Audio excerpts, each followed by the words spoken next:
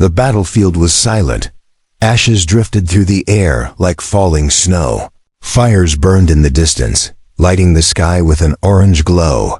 Bodies of alien soldiers and machines lay scattered across the rocky plains. Everything was broken ships. Weapons, lives, a lone human man, wearing a torn jacket and carrying a cracked visor helmet, walked slowly across the field. His name was Dax, a scout and repairman from a forgotten outpost. He wasn't a soldier, not really. He had come to search for survivors or parts he could trade to stay alive, but what he found changed everything. Half buried beneath a collapsed metal structure, he saw movement. Dax ran forward and dropped to one knee, brushing aside ash and sharp shards of steel. It was an alien woman, barely breathing. Her skin had a faint blue glow, and long white hair spread across the black dirt like silver threads. She was beautiful, but more importantly, she was alive. Beside her chest lay a sword. It looked ancient, long, curved, and glowing with strange blue markings that pulsed slowly, like a heartbeat. Her hand was wrapped around its hilt, weakly clutching it even in her unconscious state. Dax looked around. No enemies nearby, no rescue ships in sight, only fire, death. And he reached out. "Hey, can you hear me?" No answer. Blood was dripping from her shoulder, and he didn't know how long she had before it was too late. Suddenly, he heard sharp metallic clanks footsteps. 2 scavenger drones rolled over the hill, scanning the field for survivors to clean up. If they spotted her, they'd finish her off. Dax made a quick decision. He grabbed the sword from her hand, pulled it free, and stood up to face the drones. He didn't know how to use a sword. He didn't care. He just knew he had to protect her. As soon as his fingers wrapped around the sword, a sudden energy surged through his body. His eyes widened. The sword pulsed brighter, as if it had awakened. His arms moved on their own, smooth, fast, powerful, like the blade was guiding him. The drones attacked, blades out, ready to strike. Dax dodged one, sliced through the second with a move he didn't even recognize. The sword vibrated, humming in his hands. It wanted to fight. After a few breathless seconds, the battle was over. The drones were broken in pieces. Dax dropped to one knee again, panting, staring at the sword. "What the hell are you?" he whispered. Then he turned to her. She was still unconscious, but now he had a new problem. What had he just done? He didn't know that by touching the sword, he had already sealed his fate. Hours passed. Dax managed to carry her to a nearby wrecked shelter. Once used by her people, he treated her wounds with a medkit he salvaged, kept her warm with an old blanket. Finally, after night fell, she opened her eyes for a moment. She stared at the ceiling, confused.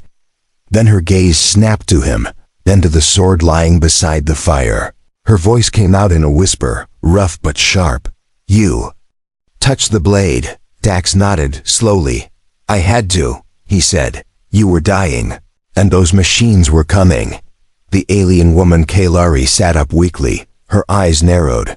"You wielded the sword of Mirtai, my clan's ancestral weapon, without permission." "I'm sorry," Dax said. "I didn't know. I just wanted to help." Kailari stared at him for a long moment, her breathing uneven. Then she said something he didn't expect. "You don't understand, human. You didn't just help me." Dax tilted his head, confused. Kailari looked away, pain flashing across her face, not from her wounds, but from something deeper. "You activated a bond," she whispered. "A sacred vow of protection and marriage." Dax blinked. "What?" She looked back at him, her voice shaking now. "In my people's laws, if you draw the blade while it rests in a daughter's hand, you become her chosen mate." Dax's heart dropped. He thought he was saving her. He didn't know he was marrying her. And outside, deep in the sky above, a signal beacon had already been activated. Her clan was coming, and they were bringing the law with them. To them, the sword had chosen a husband. To Dax, it was just the beginning of a war he didn't understand. Kailari sat against the cracked metal wall, staring at the sword beside the fire. Her body was still weak, but her mind was sharp alert. Afraid and filled with ancient knowledge, Dax, the human who had saved her, moved quietly around the small wrecked shelter, heating something in a rusted pot. He was kind, strong in a quiet way, but completely unaware of what he had done. "You don't believe me, do you?" Kalari asked suddenly, her voice low but steady. Dax glanced over, confused. "Believe what?" "That you've bonded with me," she said, picking each word like it hurt to say it. "By touching that sword. You've entered a sacred agreement with my clan." Dax sat down across from her, shaking his head. "Look, I just saw someone dying," he said. "I didn't know anything about your traditions, your rules, your sword." Kalari looked at him like he was a child trying to play with fire. "That sword doesn't care about what you knew," she whispered. "It only cares that you touched it while I was still alive." Dax frowned. "So what does that mean? Some kind of warrior bond?" "No," she said, her voice bitter now. "It means marriage." Silence fell between them. The only sound was the bubbling of the food on the fire and the wind howling outside the broken walls. Dax rubbed his face, trying to understand. "You're saying, just because I used the sword to save you, I'm now your husband?" Kalari nodded slowly. "In my clan, the sword of Mirtai is more than a weapon," she explained. "It's a soul blade, forged by our ancestors, passed only to daughters of royal blood." She looked down, almost ashamed. "If anyone else touches it while it's in her grasp, it binds them to her for life." Dax was stunned. "I didn't ask for that," he said quietly. Kalari's eyes met his again. "Neither did I." Outside, high in the sky, a signal pulsed from the sword's core. A signal that told her clan the blade had chosen, and that a new bond had begun, unaware of the trouble speeding their way. Dax tried to lighten the mood. "Okay, so let's say this bond thing is real," he said, half joking. "Can we just break it?" Kalari's face turned cold. "There is only one way to break it," she said. "By blood." Dax's smile faded. "What kind of blood?" "Yours," she replied, "or mine." For a long moment, they just stared at each other. Then Kalari turned away and added, "If my people find you and believe you've rejected the bond, they'll demand your execution." Dax exhaled slowly. He had fought drones, wild animals, even smugglers, but he'd never been hunted for accidentally becoming someone's husband. "So what do we do?" he asked, his voice calmer than he felt. Kalari slowly stood up with effort. Leaning on the wall, "We run," she said. "We hide until we figure out what to do." Dax nodded once. "All right," he said. "Then we run together." Kalari didn't expect that answer, not from a human she'd met only hours ago.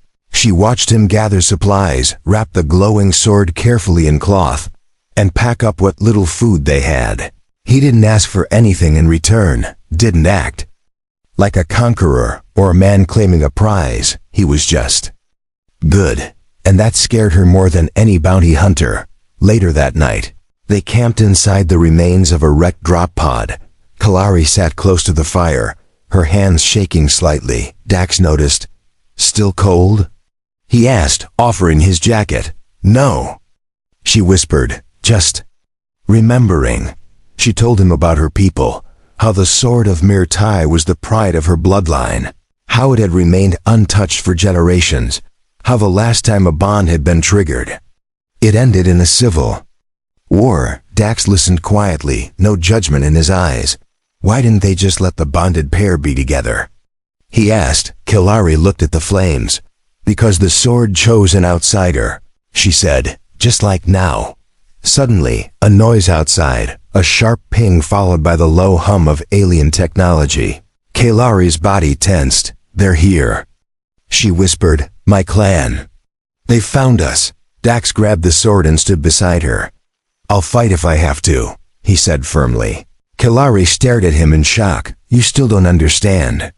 If you fight them and win, you'll only prove the sword chose you." She reached for his arm. "You're walking deeper into the bond every second." Dax met her gaze and said calmly, "Then maybe it chose right, outside." glowing blue. Figures stepped from the shadows surrounding the camp, and inside, a human and an alien woman stood side by side.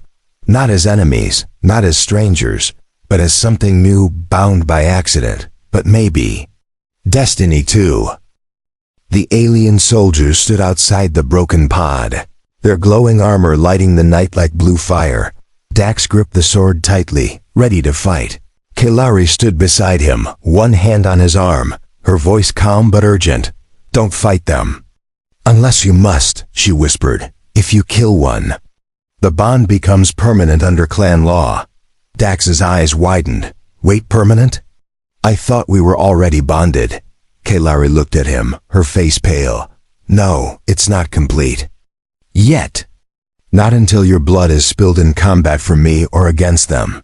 Outside, a tall alien stepped forward, his helmet splitting open to reveal a face marked with glowing tattoos. "Kelari of the Starblade clan," he called out. "We are here to recover you and execute the outsider who stole your soul blade." Dax's heart pounded. Kelari stepped out first, raising her hand. "Stop. He didn't steal it, he saved me," she said boldly. "He acted to protect, not to dishonor." The warriors hesitated, but their leader sneered. "The sword glowed for him, girl. That means he is now yours or he is your clan's disgrace." Kelari turned and met Dax's eyes. "I'll handle this," she whispered, then stepped fully into view. "If your laws still mean anything, you'll give us trial before judgment," she shouted. The leader growled but signaled his warriors to stand down. "You have 3 nights," he said. "Prove the bond is false or face final ritual." And just like that, they disappeared into the dark again, watching from a distance but not attacking. They were fugitives now, 3 nights to prove. Dax didn't mean to bond with Kelari, 3 nights to escape a law older than humanity itself. Kelari knew the only way out was to reach the Whispering Monastery, there. She could ask the old judges for a challenge of mercy, a rare tradition used only when both souls wanted release. But it was far, across frozen cliffs and dry canyons, and the path was crawling with mercenaries who hunted sword-bonded pairs. "For bounties, we have to leave now," she told Dax, wrapping supplies in a bundle. He nodded without question. "Lead the way," he said. They traveled through the night, moving fast and quiet. Kelari's movements were smooth again still. Weak, but recovering, Dax followed close, learning her signals, copying her stealth. Trusting her completely, during rest stops they barely spoke. But as the cold nights passed, Kelari noticed something strange. Dax never complained, never slowed her down, and when she stumbled, his hand was always there, gently lifting her. Back to her feet, one evening, as they sat near a quiet spring under alien trees. She broke the silence.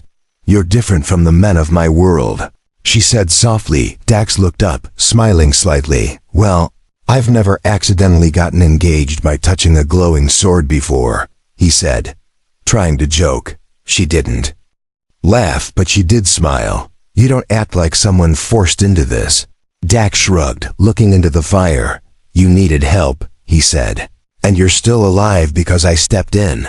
He paused, then added, "But I stayed because I wanted to." Kelari's expression softened. She didn't speak, but her eyes lingered on him longer than before. The next day, while crossing a narrow cliffside, they were ambushed. 2 bounty hunters with stun rifles opened fire from above. Dax pushed Kelari down and raised the sword, deflecting one blast before diving behind rocks. "They're targeting you," Kelari said, frustrated. "If they kill you, the bond ends without a trial. Then let's not let them win." Dax said, his voice hard now. He charged, surprising the hunters with his speed. The sword pulsed again, glowing brighter with every move. Dax ducked one blast, rolled beneath another, then leapt and brought the blade down with force. One hunter fell, wounded but alive. The other ran terrified. Kelari reached his side seconds later, breathing hard. She stared at the glowing sword, then at Dax. "You fought for me," she whispered. "I fight for what matters," he replied. She didn't answer, but her hand touched his for the first time, not in warning, not in fear, but in silent trust. By the third night, they reached the edge of the Whispering Monastery, but waiting outside were the clan soldiers, and their leader again. "You ran instead of proving your innocence," he barked. "There will be no mercy now." Kalari stood tall. "We came for trial," she said. "Let the judges decide." But the leaders smirked. "There is no need, Kalari," he said, stepping aside. Behind him stood Kalari's older cousin, a woman, in red robes and battle scars. She stared at Dax like he was dirt. "I will challenge the bond myself," she declared. "If the human defeats me, he stays bonded." Dax looked at Kalari. "Do I have a choice?" "No," she said, heart racing. "But you have me, and that was enough." As the trial moon rose above the cliffs, Dax stepped forward into the ancient ring with the sword of her ancestors in hand, ready to fight, not just for survival, but for something he hadn't expected to find. Something more powerful than fate. Connection. Asterisk. The dual circle was made of ancient black stone, carved before humans had even left Earth. It sat quiet under the pale moonlight, surrounded by alien warriors holding long glowing spears. In the middle stood Dax, human, breath steady, sword in hand, facing a taller, more experienced opponent. Across from him stood Kalari's cousin, Syrixa. She wore red ceremonial armor, her face scarred by war and her eyes filled with cold judgment.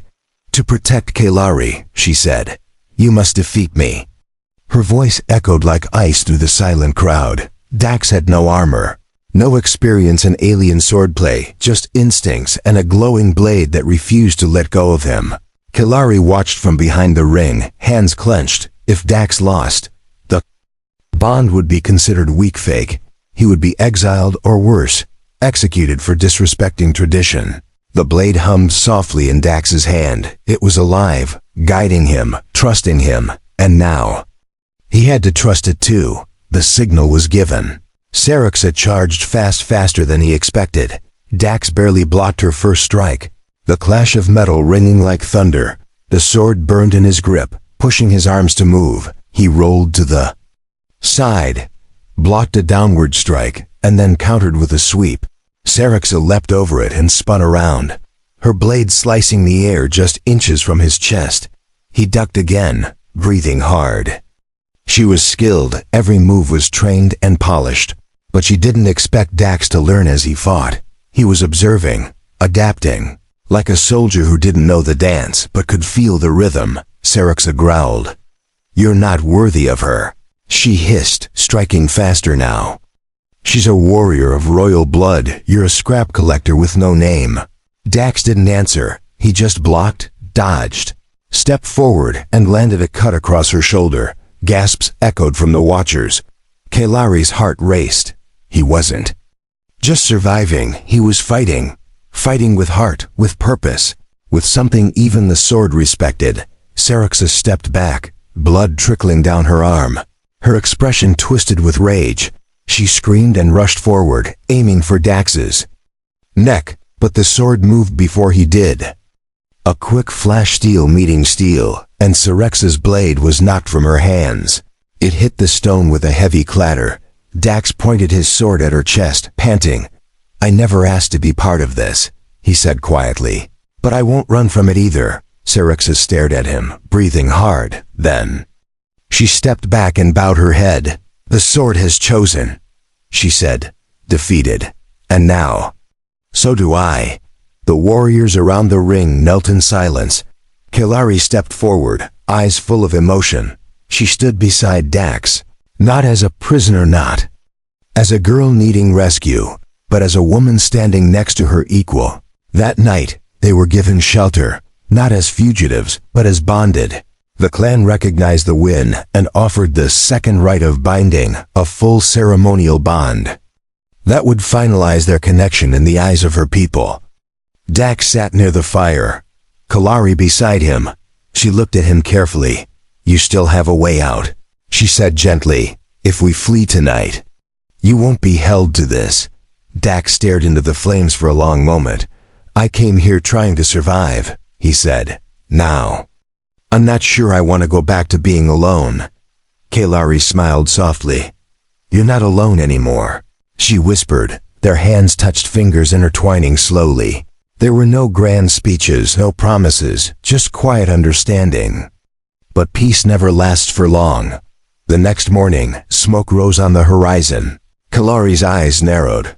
That's not our people, she said. A scout burst into the camp. Mercenaries, he gasped. Dozens of them tracking the sword. Bond for bounty, Serexis stepped forward, now on their side. They mean to kill him and sell the sword. She growled. And if they find her unguarded, she be taken. Kalari turned to Dax, her voice suddenly sharp. They're not just after you anymore. They're after us. The peaceful moment was gone. Once again, they were hunted. But this time, they weren't running alone. Kalari grabbed her armor. Dax picked up the sword. The clan offered help, but they were too few to hold off a full mercenary strike. Go, Serexa told them. Head for the caves near the storm cliffs. We'll slow them down. Dax hesitated. We can't leave you all, he said, but Kalari grabbed his hand. You once risked everything to save me, she said. Let's survive. So we can. Protect each other, he nodded once. And together, they vanished into the wind-swept shadows. A human and an alien woman, no longer bound by mistake, but by choice. Storm winds howled over the cliffs. Thunder rolled across the sky, shaking the ground beneath their feet. Dax and Kalari pushed forward, running through jagged rocks and narrow paths. Behind them, flashes of fire, distant explosions, and the angry roar of engines chasing them. The mercenaries had arrived, heavily armed, ruthless, and paid to bring the sword-bonded couple back dead or broken. Dax could hear them behind the wind shouting orders, releasing tracking drones, closing the distance fast. Keep moving. Kalari shouted, grabbing his hand as they crossed a hanging bridge made of old alien ropes. Her grip was strong, despite the fear in her eyes. She wasn't stopping. Dax tightened his hold on the sword. It was no longer just a weapon, it was part of him now. Every time he touched it, it guided him, taught him moves he didn't know he knew, but it also made him a target. By the time they reached the entrance of the storm caves, their lungs burned and legs ached, but there was no time to rest. We go in, Kalari said. They won't follow inside during a storm surge. It's too dangerous. Dax nodded. And they slipped into the dark mouth of the cave, just as lightning split the sky behind them. The caves were wide and ancient, echoes of water dripping from above, and the strange sound of whispering winds moving through hollow chambers. Kalari lit a small torch, casting orange light on the wet stone walls. Is this a hiding place? Dax asked quietly. Kalari shook her head. No, she whispered. This is a place of testing, Dax frowned. Testing? She nodded, pointing to ancient markings on the wall. This is where bloodline warriors came to prove their worth, she said. To fight not with rage, but with purpose. Before Dax could speak, a deep voice echoed through the cave. I was wondering where you'd run off to. From the shadow stepped a figure wearing mercenary gear, but not like the others. This one had a sword too. Tall, broad-shouldered, face scarred with battle, his eyes locked on Kalari, then Dax. And finally the sword glowing in Dax's hand. My name is Bral Torin, he said slowly. And I came for the blade, but now I see. I'll have to take it from your corpse. Kalari stepped in front of Dax. You'll have to get through me first. But Dax gently moved beside her. No, he said firmly. He wants me, then I'll face him. Kalari's eyes widened. This isn't your fight alone, she said. It became mine, Dax said. The moment I picked up that sword. And the moment I decided I wouldn't let go of you. Bral drew his blade and smiled cruelly. Then we duel, he said. By old code, blade to blade winner takes the sword, the bond, and the woman. Dax stepped into the center of the chamber. The glow of his sword lit the walls, casting long shadows. He took a breath, then another. He wasn't the strongest, not the fastest, but he knew who he was fighting for. Kailari placed her hand on his shoulder. "Remember what I taught you," she whispered. "Let the sword guide you. Don't fight with fear. Fight with meaning." The duel began. Brawl came fast, powerful, and brutal. Every strike was aimed to break bones. But Dax moved with purpose. He didn't try to match strength, he moved with speed, letting the blade carry him. Block, step, dodge, turn. His body became part of the blade. The cave echoed with clashes of metal and grunts of pain. Brawl growled in frustration. "You're no warrior, just a lucky thief." "I didn't steal it," Dax shouted, slashing back. "I earned it with every step, every choice." Lightning flashed from above, lighting the room. Kailari watched with wide eyes, praying he wouldn't fall. Then Brawl struck hard and knocked Dax back against the wall. His blade pressed against Dax's throat. "Any last words, human?" He hissed. Dax smiled. "Yeah," he said. "Safety's on." He shifted his grip, twisted his body, and slammed the glowing hilt into Brawl's chest. A burst of energy exploded between them, throwing Brawl backward into a stone pillar. He dropped his sword and collapsed, unconscious. Silence.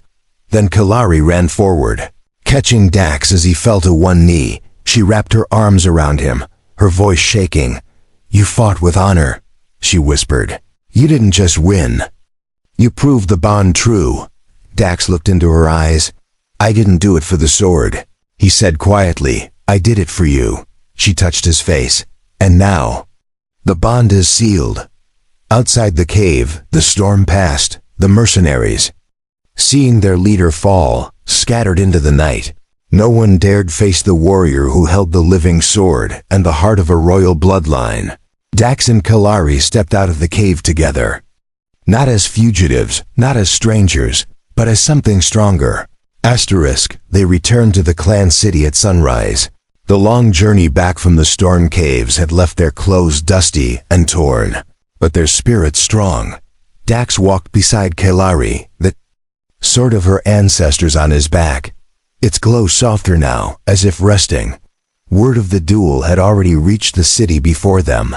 The guards didn't stop them. The people didn't glare. Instead, they watched. Some bowed their heads as they passed. Others whispered, "The sword chose." And he proved it.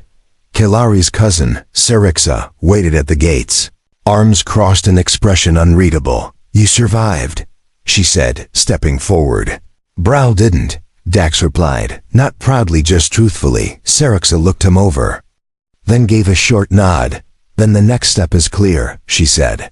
"You both must attend the ceremony of blades." Dax raised an eyebrow. "What is that exactly?" Kailari answered softly. "It's the final rite," she said, "where we stand before the elders. And I give you the sword fully, and you give me your vow." Dax blinked. "I thought I already proved myself." Kailari smiled slightly. "You proved your strength," she said. "Now you must prove your choice." Later that evening, the great hall of the Starblade clan was filled with soft lights and silent watchers. Torches lined the walls, and an ancient platform of white stone stood at the center. The sword rested there, glowing calmly, waiting. Dax wore ceremonial robes given to him, dark gray with silver threads that shimmered under torchlight. Kailari stood across from him in a flowing dress, the color of storm clouds, marked with her family's crest. She looked beautiful, powerful, but her eyes showed something new, softness. Elders lined the platform's edges, silent as statues. Serixa stepped forward and announced, "Let the final rite begin." Kailari stepped closer, holding a small ceremonial blade. With slow grace, she cut her palm gently, letting a single drop of blood fall on the sword's hilt. It sizzled and vanished, the blade pulsing once. Then she looked at Dax and spoke clearly, in the old ways. "When a warrior gives her sword to another, she gives her soul, her future, her name." She handed him the sword, the full weight resting in his hands. "Will you carry it, not just in battle, but in peace?" Dax's throat tightened. He didn't speak right away. Instead, he lowered the sword, reached into his robe, and pulled out a metal tag as human military dog tag. "I never had a family crest," he said softly, "but this was all I had." He placed the tag next to the sword, and with a steady hand cut his palm, letting blood fall across both. The sword pulsed again, brighter now. "I don't carry it because I have to," he said. "I carry it because I choose to." "Because I choose you." Gasps moved through the crowd. The sword rose slightly in the air, then split into two shining pieces. One floated back into Kelari's hand. The other stayed with Dax. The bond was complete, not forced, not by accident, but by choice. The elders stood and bowed. Syraxis smiled for the first time, and Kelari's eyes shimmered. "You just became part of my clan," she whispered. "Forever." The celebration that night was quiet, but filled with warmth. Food was served, lights danced in the sky, and for once, there was no running, no fighting, just peace. Dax sat on a stone bench, watching the stars. Kelari walked over and sat beside him. "You've changed everything, you know," she said softly. "No outsider has ever been accepted like this." Dax leaned back. "I didn't come here to change anything," he said. "I just followed where the sword led. And it led me to you." She looked at him carefully. "Do you regret it?" He shook his head. "Not for a second." Kelari reached out and took his hand again, and this time, there was no fear in her touch, only something that felt like belonging. But as the stars shifted overhead, far away, beyond the moons, a new danger stirred. Someone had been watching the bond ceremony through stolen signals. A shadowed figure in a warship whispered, "So the sword chooses a human. Let's see what the council thinks of that." And a new game began, one with bigger players and deeper consequences, because peace never lasted long. Not in a galaxy where old powers feared change, but for now. In a quiet city, on a quiet night, two hearts rested beside a glowing sword, and both knew whatever came next, they'd face it together. The sky above the Starblade clan's mountain city turned golden as twin suns began to rise. A soft wind moved through the silver trees, carrying the scent of fireberries and stone moss. It was peaceful, too peaceful. Kelari stood at the edge of the courtyard, her gaze locked on the distant horizon. Dax stepped beside her, wearing his new robe, gray and blue, lined with silver embroidery from her people. He still wasn't used to it. Just weeks ago, he was a lone mechanic, scavenging broken ships for parts. Now, he was bonded to a warrior princess and recognized by her entire clan. "You're quiet," Kelari said gently. "I'm trying to enjoy the peace," Dax replied, "before it disappears again." She smiled but didn't deny it. They both felt it. Something was coming. The mercenaries were only the beginning. Rumors were spreading through the galaxy. A human had claimed the sword. For some, it was a legend. For others, it was a threat. Later that day, the Starblade Council called a meeting. Dax and Kelari were summoned to the Great Hall, where warriors and elders gathered in rows. Syraxis stood near the council platform, arms crossed as usual, but her expression tense. One of the elders, a thin, pale alien with glowing orange eyes, stood up. "A message has arrived," he said, voice heavy with concern. "The Galactic High Council demands answers." Kelari frowned. "The council?" Syraxis stepped forward. "They claim the bond between human and blade is a violation," she said. "They believe the sword is a galactic relic, not a clan heirloom." Dax blinked. "They want to take the sword?" "They want to take you," Syraxis said coldly, "and put you on trial." The hall went silent. Kelari stood up at once. "Then we'll fight," she said, her voice sharp like steel.